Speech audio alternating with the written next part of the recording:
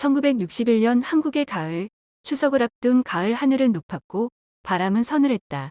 한 손은 커다란 배를 부여잡고 다른 한 손으로는 서랍을 열고 닫으며 가을 옷가지를 꺼내어 정리를 하던 순옥은 조심스럽게 말을 꺼냈다. 이번 추석엔 안 갈 수 없을까? 당신 혼자 다녀오면 안 돼요? 남편 상철은 신문을 넘기다 말고 고개를 들었다. 눈빛엔 당혹도 이해도 없었다. 그저 단단한 얼굴로 빡 잘라 말했다. 그런 법 없어. 우리 집엔 명절에 식구가 다 같이 가는 게 이의야.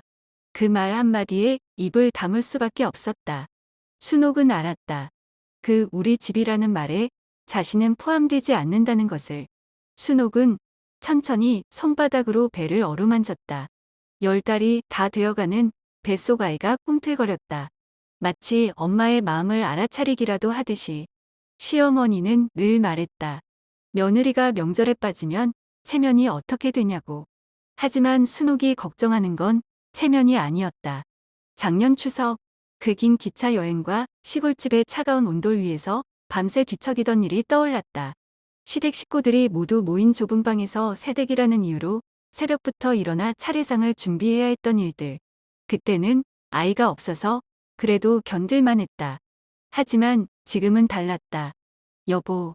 순옥은 다시 용기를 내어 말했다. 아이가 언제 나올지도 모르는데. 상철은 신문을 바닥에 탁 내려놓았다.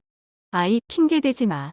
우리 어머니도 아이 10명 낳으면서 명절 하나도 안 빠지고 다 다녔어. 순옥의 가슴이 답답해졌다. 시어머니의 그 10명의 자식 이야기는 이제 지긋지긋했다. 시어머니는 마치 훈장처럼 그 이야기를 꺼내들곤 했다. 하지만 그때와 지금이 같을까? 그때는 여자들이 집에서, 집 근처에서 낳고 기르고 살았지만 지금은 다르지 않은가? 순옥은 결혼하면서 고향을 떠나 서울로 올라왔다. 상철의 직장이 서울에 있었고 신혼집도 서울에 마련했다. 처음엔 모든 것이 새롭고 설렜다. 번화한 거리, 높은 건물들, 그리고 무엇보다 시댁의 간섭에서 벗어난 자유로움이 좋았다. 하지만 아이를 가지면서부터 그 자유로움이 오히려 무겁게 느껴지기 시작했다. 서울엔 친정어머니도 동네 아주머니들도 없었다. 아이를 낳고 기르는 일에 대해 조언해 줄 사람도 위급할 때 달려올 사람도 없었다. 상철은 직장일로 바빴고 임신 중인 아내의 몸과 마음이 어떤지에 대해서는 관심이 없어 보였다. 병원에서 뭐라고 했는데? 지난주 산부인과에서 의사가 말한 것들을 상철에게 전했었다. 예정일이 추석 전후라는 것, 처자이라 언제 진통이 올지 모른다는 것, 되도록 멀리 다니지 말고 집 근처에 있는 것이 좋겠다는 것들. 의사가 뭘 안다고? 우리 어머니 말씀이 맞아. 많이 움직이고 이래야 순산한다고. 순옥은 한숨을 삼켰다. 상철에게는 의사보다 시어머니의 말이 더 절대적이었다. 아니, 정확히 말하면 상철에게는 우리 집 방식이 항상 옳고 절대적이었다. 창밖으로 가을 바람이 불어왔다. 코스모스가 흔들리는 소리가 들렸다. 오랜만에 다 같이 모이는 거니까 빠지면 안 돼. 큰형 내외. 순옥은 속이 더 쓰려왔다. 큰형수는 시어머니가 가장 사랑하는 며느리였다. 아들 둘의 딸 하나까지 벌써 새 아이의 엄마였다. 게다가 시어머니와 같은 동네에 살면서 맨날 안부를 묻고 집안일을 도왔다. 순옥과는 정반대였다. 큰형수는 벌써 애가 셋인데도 명절마다 다 함께 와. 상철의 말 속에는 비교와 질책이 담겨 있었다. 순옥은 배를 쓰다듬으며 생각했다. 큰형수는 친정이 바로 옆 동네였다. 무슨 일이 생기면 친정어머니가 달려왔고 아이를 낳을 때도 친정과 시댁 식구들이 모두 도와줬다. 하지만 자신은 부산에 있는 친정은 너무 멀었고 서울에서는 상철과 단둘이었다. 순옥은 잠을 이루지 못했다. 옆에서 코를 고는 상철을 바라보며 생각에 잠겼다. 결혼 전 친구들은 말했었다. 시집가면 남편이 제일 중요해. 남편만 내 편이면 돼. 하지만 지금 상철은 과연 자신의 편일까? 다음 날 아침, 순옥은 혼자서 시장에 갔다. 추석 차례상에 올릴 것들을 미리 준비해야 했다. 무거운 배를 이끌고 걷는 것이 힘들었지만 집에만 있으면 답답했다. 시장에서 만난 옆집 아주머니가 말했다. 아이고, 순옥 씨. 배가 그렇게 부른데 추석에 시댁 가면 어쩔래? 그러게 말이에요. 순옥은 쓴 웃음을 지었다. 우리 처제 낳을 때도 그랬는데 남편들은 몰라. 배 부른 여자가 얼마나 힘든지. 아주머니의 말에 순옥의 눈시울이 붉어졌다. 이해해주는 사람이 있다는 것만으로도 위로가 되었다. 집으로 돌아오는 길, 순옥은 결심했다. 한 번 더, 마지막으로 상처를 설득해보기로. 아이를 위해서, 그리고 자신을 위해서. 저녁 식사 후, 순옥은 옆에 앉았다. 여보, 내가 왜 추석에 가기 싫어하는지 정말 모르겠어? 상철은 대답했다. 집안 예의를 지키기 싫어서지 뭐. 그게 아니야. 순옥의 목소리가 간절했다. 무서운 거야. 혼자서 아이 낳는 게 병원도 멀고 아는 사람도 없고. 그제야 상철이 고개를 돌렸다. 하지만 그의 표정은 여전히 굳었다. 무슨 소리야? 우리 어머니 계시고 큰형수도 있고 오히려 서울보다 사람이 많잖아. 순옥은 한숨을 쉬었다. 상철은 정말 모르고 있었다. 시어머니와 큰형수가 있다고 해서 자신이 안심할 수 있는 것이 아니라는 것을. 오히려 그들 앞에서는 더욱 조심스럽고 긴장될 수밖에 없다는 것을. 당신은 순옥이 말을 이었다. 내가 어떤 기분인지 어떤 마음인지 정말 모르는 것 같아. 상철의 얼굴이 굳어졌다. 또 시작이네. 결혼하면 남편 따라 사는 거 아니야? 내가 가자면 가는 거지. 왜 이렇게 따지고 들어? 그 말에 순옥의 마음속에 무언가가 철썩 주저앉았다. 따라 사는 것이라는 말. 자신은 상철의 부속품일 뿐이라는 것을 다시 한번 확인하는 순간이었다. 밖에서는 가을 바람이 거세게 불고 있었다. 추석이 며칠 남지 않았다. 순옥은 배를 감싸 안으며 창밖을 바라보았다. 저 높고 먼 하늘처럼 자신의 마음도 어디론가 날아가고 싶었다. 하지만 현실은 냉엄했다. 며칠 후면 긴 기차를 타고 시골로 내려가야 했다. 무거운 몸을 이끌고 무거운 마음을 이끌고. 그날 밤 순옥은 뱃속 아이에게 속삭였다. 아가야, 조금만 기다려줘. 엄마가 꼭 안전한 곳에서 낳아줄게. 하지만 그것이 어떻게 가능할지는 알 수 없었다. 다만 한 가지 분명한 것은 이 집에서 자신은 여전히 우리 집 사람이 아니라는 것이었다. 추석 전날, 순옥은 부은 발을 운동화에 우겨넣고 무거운 몸을 끌듯이 끌고 집을 나섰다. 1961년 추석, 임신 10개월째인 몸으로 시댁에 가야 하는 날이었다. 발목은 하루 종일 붓기로 고생이었고 평소 신던 운동화도 이제 발가락 끝까지 조여왔다. 여보, 택시 타면 안 될까? 순옥이 조심스럽게 말했다. 무슨 소리야? 택시비가 얼마나 비싼데. 버스 타면 되지 뭐. 남편 상철은 신문을 접으며 무뚝뚝하게 답했다.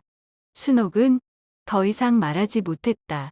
집안 형편이 넉넉하지 않다는 건 알고 있었지만 만삭인 아내를 위해서라면 이번만은 배려해줄 수 있지 않을까 싶었다.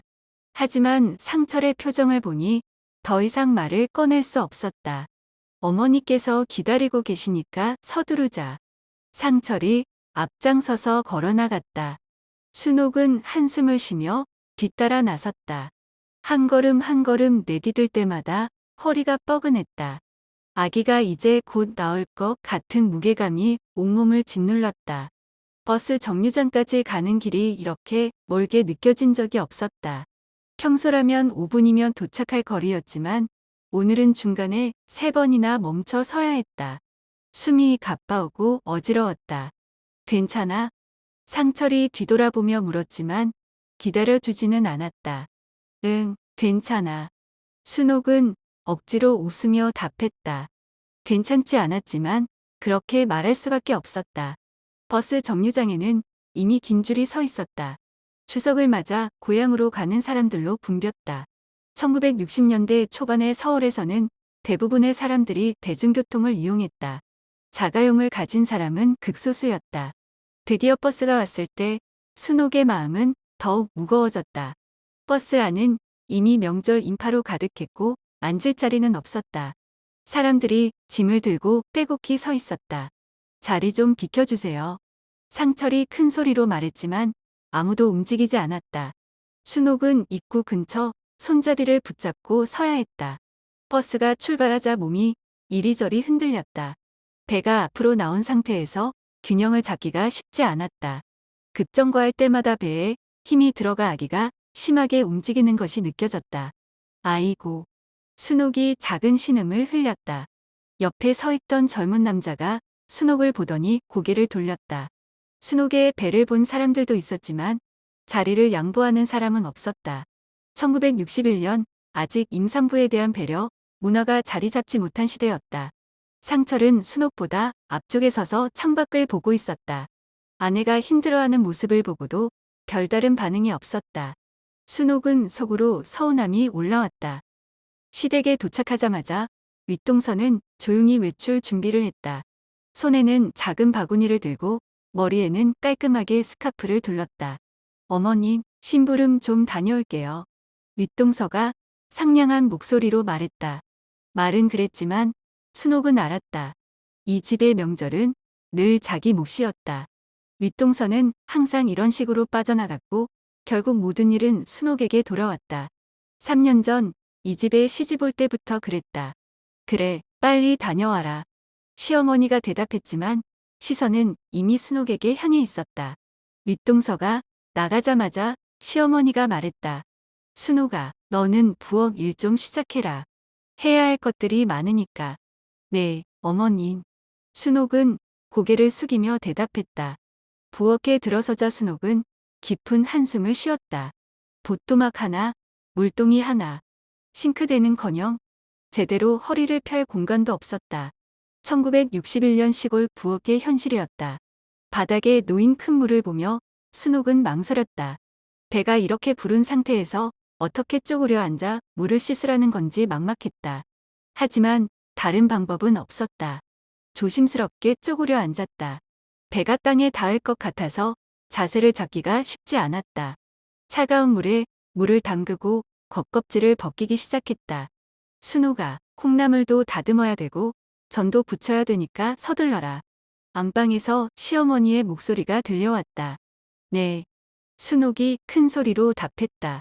물을 씻다가 콩나물 다듬기로 넘어갔다. 노란 콩나물 뿌리를 하나하나 따는 일이 끝이 없을 것만 같았다. 쪼그려 앉은 자세에서 허리가 점점 아파왔다. 뱃속에 아기도 불편한지 자꾸 움직였다. 보뚜막에 불을 지펴 기름을 두르고 전을 부치기 시작했다. 호박전, 파전, 생선전까지 기름이 튀어오를 때마다 순옥은 몸을 움츠렸다. 배가 부뚜막에 가까이 있어서 더욱 조심스러웠다. 보뚜막에 한 손을 짚고 다른 손으로 젓가락을 들어 멸치 볶음을 뒤적였다. 걸을 때마다 부은 발은 감각이 없을 정도였다. 순옥아, 나물은 언제 무칠 거야? 시어머니가 또다시 소리쳤다. 곧 하겠습니다. 순옥이 답했지만 목소리에는 피로가 묻어났다. 시금치를 데치고 도라지를 무치고 고사리를 볶는 일이 계속되었다. 상철은 사랑방에서 책을 읽고 있었다. 가끔 친구들과 이야기하는 소리가 들려왔다. 아내가 부엌에서 혼자 고생하고 있는 것도 모르는 듯했다. 남편이라는 사람이. 순옥은 속으로 한탄했다. 저녁이 되어서야 드디어 상차림이 끝났다. 순옥은 마지막으로 물동이에서 손을 씻으며 하루를 되돌아봤다. 온몸이 쑤시고 아팠지만 그래도 무사히 명절 준비를 마쳤다는 안도감이 있었다. 고생했다. 시어머니가 짧게 말했지만 그 말에는 별다른 감정이 담겨 있지 않았다. 순옥은 방으로 들어가 처음으로 제대로 누울 수 있었다. 명절을 힘겹게 보내고 만삭이라는 핑계로 비교적 일찍 서울로 출발하기로 했다. 순옥은 시아버지와 시어머니께 큰 절을 올리며 작별 인사를 했다. 어머님, 아버님, 잘 다녀가겠습니다. 그래, 조심히 가고 몸조리 잘해라. 시어머니가 형식적으로 말했지만 그 말에는 진심 어린 걱정보다는 의례적인 인사에 가까웠다. 순옥의 손과 발은 퉁퉁 부어 있었다. 이틀 동안 거의 쉬지 않고 부어기를 한 결과였다. 운동화를 신으려고 하는데 발이 신발에 들어가지 않을 정도였다. 어제보다 더 심하게 부어올랐다. 여보, 신발이 안 들어가네. 그럼 어쩌라고? 맨발로 갈 수는 없잖아. 상철이 짜증스럽게 답했다. 순옥은 억지로 운동화를 우겨 넣었다. 시댁에서 버스 정류장까지는 평소에도 15분 정도 걸리는 거리였다. 하지만 오늘은 그 거리가 끝없이 멀게만 느껴졌다. 버스 정류장에 닿기 전 순옥은 몇 번이고 쉬어야 했다. 첫 번째로 멈춘 곳은 담장 옆이었다. 순옥은 손을 벽에 짚고 숨을 고르며 발을 들어 털었다. 운동화 안에서 발가락들이 저리고 아팠다. 괜찮아? 상철이 돌아와서 물었지만 목소리에는 걱정보다는 귀찮음이 묻어났다. 응, 잠깐만. 순옥이 답하며 다시 한 발 내디뎠다. 두 번째로 멈춘 곳은 큰 나무 밑이었다. 순옥은 나무에 기대어 서서 배를 쓸어내렸다. 아기가 계속 움직이는 것이 느껴졌다. 집에 도착할 때까지 순옥은 계속 불안했다. 혹시 병원에 가야 하는 건 아닐까 생각했지만 상철에게 말하기는 어려웠다. 괜히 호들갑 떤다고 생각할 것 같았다. 집 현관 앞에 도착했을 때는 이미 해가 저물고 있었다. 순옥은 문을 열고 들어가면서 안도의 한숨을 쉬었다. 드디어 집이었다. 이제 아무도 신경 쓰지 않고 쉴 수 있을 것 같았다. 고생했어. 먼저 들어가서 쉬어. 상철이 처음으로 따뜻한 말을 했다. 순옥은 신발을 벗고 방으로 들어갔다.